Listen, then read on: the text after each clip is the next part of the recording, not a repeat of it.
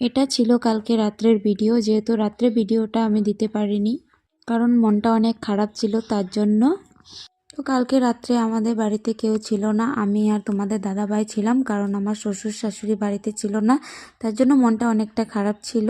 যেহেতু আমার শ্বশুরে আজকে কয়েকদিন ধরে শ্বশুরে অনেক বেমার, তার জন্য শ্বশুরমশাই বাড়িতে নেই, তাই শ্বশুরমশাইকে হসপিটালে দেখিয়ে আমার ননাসের বাড়িতে রেখে এসেছি, কারণ বাড়িতে আসতে পারছিল না, তার জন্য গাড়ির থেকে নামিয়ে ওইখানেই রেখে এসেছি।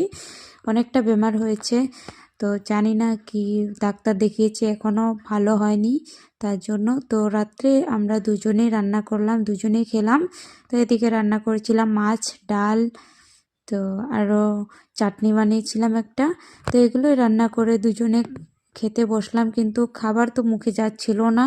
অনেক খিদেও পেয়েছে কিন্তু খেতে পারছিলাম না, কারণ শ্বশুরমশাই বাড়িতে নেই, জানোই তো সব দিন বাড়িতে থাকে। বাবা কিন্তু কোথাও যায় না, যেহেতু বুড়ো মানুষ, তাই কোনো জায়গায় যায় না, সবসময় আমার সাথে বাড়িতেই থাকে। যেহেতু আজকে কালকে নেই বাড়িতে, আজকেও নেই, তার জন্য মনটা অনেক খারাপ ছিল, তাই মনটা ভাল লাগছিল না, তার জন্য ভিডিওটা কালকে আমি পোস্ট করতে পারিনি।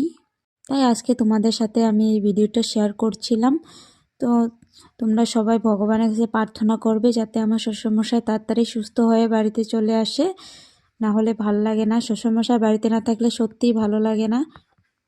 তো আমরা রাত্রেবেলা এগুলো দিয়েই খাওয়া দাওয়া করে তারপরে শুয়ে পড়েছি। তো আজকের জন্য এটুকুই, চলো বাই, দেখা হচ্ছে নেক্সট ভিডিওতে।